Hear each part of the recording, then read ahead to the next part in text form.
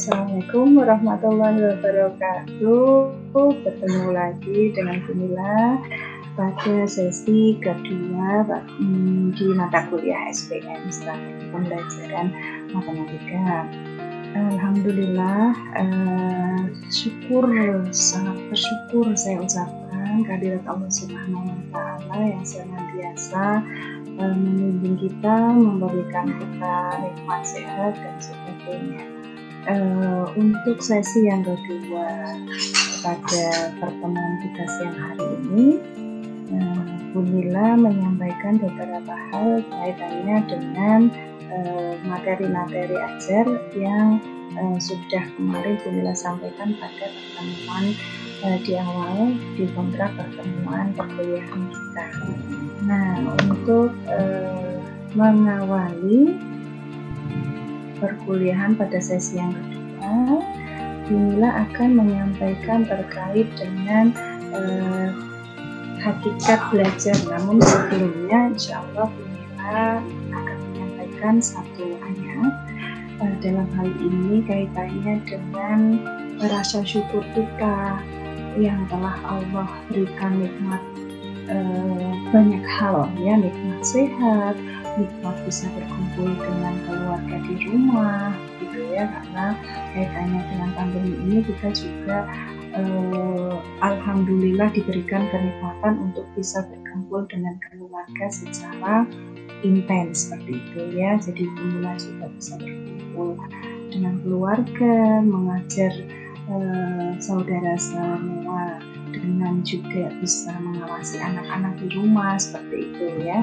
Nah, ini satu ayat saja Bunila sampaikan terkait Quran surat Al-Baqarah ayat 152. Maka ingatlah kamu kepadaku, niscaya aku ingat pula kepadamu, dan bersyukurlah kepadaku, dan janganlah kamu mengingkari nikmat. Mungkin sedikit ini yang Bunila sampaikan ya, hanya satu ayat saja, namun harapannya ini bisa diimplementasikan dalam kehidupan sehari-hari, dalam kehidupan pribadi saudara. Jadi senantiasa bersyukur meskipun dalam kondisi yang pandemi seperti saat ini ya. Untuk mengawali perkuliahan kita, Bunila menyampaikan beberapa hal terkait dengan pengertian strategi. Di sini Bunila mengutip beberapa dari Ken maupun Dick and Carey bahwa strategi maupun strategi pembelajaran itu merupakan suatu prosedur ya, suatu rangkaian kegiatan pembelajaran yang digunakan secara bersama-sama sehingga nanti timbullah atau memberikan treatment akhir, yaitu terkait dengan hasil belajar oleh siswa. Terkait dengan pengertian belajar yang tadi di awal sudah Bunila sampaikan, ini Bunila juga mengutip dari KBBI, juga dari James O. Whittaker maupun Winkel dan Kronspil terkait dengan belajar. Dalam hal ini adalah suatu kegiatan, suatu aktivitas yang ditunjukkan adanya perubahan tingkah laku sebagai hasil dari pengalaman seperti itu. Nah, terkait dengan pengertian belajar, Bunila mengutip dari Tera Kajoni maupun Davis, yaitu merupakan suatu aktivitas juga yang nantinya akan saudara semua laksanakan. Harapannya menjadi sosok pengajar profesional yang berketerampilan mumpuni, artinya keterampilannya juga tinggi dan mempunyai behavior yang baik seperti itu. Terkait dengan pengertian strategi belajar mengajar sendiri secara umum, secara garis besar Bunila menyatakan bahwa strategi belajar mengajar merupakan kegiatan oleh guru bersama siswa tentunya sebagai prosesi, artinya teknis, proses step by step ya, belajar mengajar, dan guru dalam hal ini sebagai fasilitator yang memfasilitasi berbagai hal kaitannya dengan hasil akhirnya yang merupakan tujuan pembelajaran yang akan ditetapkan gitu. Terkait dengan strategi pembelajaran, ini ada who, what, terus kemudian why, where, seperti itu. Nah, nanti ini saudara semua bisa menjadi catatan terkait dengan siapa gurunya, akan melakukan apa nantinya, alat apa saja dan bagaimana teknisnya, di mana kita akan mengajar, itu semua harus sudah dipikirkan oleh saudara yang akan mengajar, gitu ya. Tidak terus kemudian tidak disusun dengan rapi, tidak disesuaikan, tidak diatur dengan seksama, seperti itu. Kemudian terkait dengan 4 strategi dasar dalam mengajar, Bu Mila memang menampilkan indikator yang minimalis, harapannya nanti bisa diberikan oleh saudara semua. Ini merupakan syarat minimal. Jadi yang pertama yang harus saudara semua ketahui bahwa ketika akan mengajar itu baiknya adalah tahu, bisa mengidentifikasi terkait dengan spesifikasi maupun kualifikasi dari tingkah laku, dari sikap, kepribadian siswanya, gitu ya. Jadi kita tahu persis siswa kita itu kira-kira pada kategori apakah di akademiknya tinggi, sedang maupun rendah, non-akademik maupun bagaimana, itu semua kita lihat, kita identifikasi. Kita semua harus tahu karakteristik dari siswa kita. Untuk indikator yang kedua, yaitu memilih sistem pendekatan belajar mengajar berdasarkan aspirasi dan pandangan hidup masyarakat. Artinya kita sesuaikan juga. Dari awal kita sudah bisa mengidentifikasi, nah kemudian sistem pendekatan belajarnya kita sesuaikan dengan identifikasi tadi yang telah kita ketahui. Jadi kita sesuaikan begitu. Artinya kondisional sesuai dengan karakteristik siswa yang ada di lapangan. Kemudian yang ketiga, memilih dan menetapkan prosedur, metode, dan teknik belajar mengajar yang dianggap tepat dan efektif. Terkadang beberapa prosedur, metode, teknik belajar itu cocok di situasi, cocok di daerah A, terkadang juga belum tentu diterapkan di daerah B itu akan cocok atau sebaliknya, seperti itu. Jadi kita harus menyesuaikan, ya, akhirnya kita harus profesional, bisa improvisasi terkait dengan mana saja prosedur, metode maupun teknik belajar yang bisa kita terapkan secara tepat dan efektif pada saat kegiatan belajar mengajar, seperti itu.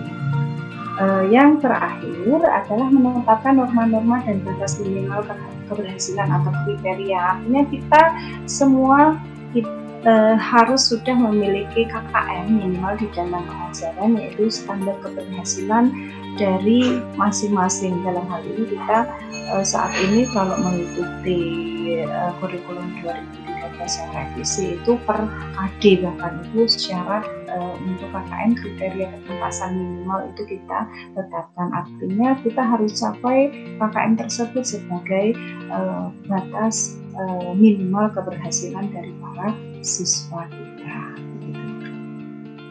Untuk klasifikasi strategi belajar mengajar, konsep dasar strategi belajar mengajar apa saja. Nah, ini bisa saudara semua nanti kulik, yaitu yang pertama adalah menetapkan spesifikasi dan kualifikasi, menentukan pilihan berkenaan dengan pendekatan masalah belajar, memilih prosedur, metode, dan teknik tadi sudah kita sampaikan, ya. Terus kemudian sasarannya yaitu pengembangan bakat secara optimal, ya. Artinya kita setelah tahu mengidentifikasi karakteristik dari siswa kita bisa mengembangkan minat bakat siswa kita, hubungan dengan manusia, dan tanggung jawabnya selaku warga negara. Nah, kemudian belajar mengajar disebut sebagai suatu sistem, artinya adalah merupakan seperangkat komponen yang saling bergantung satu sama lain untuk mencapai satu tujuan penting, gitu ya. Artinya kita tidak bisa kemudian hanya guru saja berdiri sendiri, tidak bergantung dengan satu sama lain, tidak bisa. Semua, seluruh elemen, seluruh komponen itu merupakan satu paket komplit yang nantinya kemudian bisa kita bersama-sama berirama untuk mencapai satu tujuan, yaitu pendidikan. pendidikan nasional mencerdaskan anak bangsa. Itu ya. Kaitannya dengan pemilihan sistem belajar mengajar, kemudian di sini menampilkan beberapa yang nanti bisa mungkin cocok dengan karakteristik siswa maupun dari karakteristik calon guru seperti saudara. Yang pertama yaitu Inquiry Scholar Approach, yaitu belajar mencari dan menemukan sendiri. Expository Approach ini merupakan dipersiapkan secara baik begitu ya, detail, sistematis dan lengkap gitu. Atau Mastery Learning, penguasaan materi secara penuh. Bisa juga Humanistic Education ya, ataupun pengorganisasian kelompok belajar. Kaitannya dengan implementasi belajar mengajar, baiknya suatu aspek dari lingkungan sekolah harus sebaiknya terorganisasi dengan baik ya. Terus adanya job description, artinya sesuai dengan tugasnya masing-masing. Itu tidak kemudian ketika mengajar tidak tahu apa yang harus saya ajarkan, apa tugas saya. Semua harus diketahui oleh seorang guru. Komponen analisis pengelolaan belajar mengajar. Dalam hal ini komponen analisis itu bisa berupa merencanakan, mengorganisasi, pengkoordinasian, dan mengawasi penelitian. Demikian untuk sesi yang kedua ini, semoga yang sedikit tadi bermanfaat kaitannya dengan mata kuliah ESPM kita. Harapannya bisa kita semua senantiasa sehat, tetap menjaga kesehatan ya, melaksanakan protokol kesehatan. Semoga Allah memberikan kita semua. Sekian dulu. Assalamualaikum warahmatullahi wabarakatuh. Aku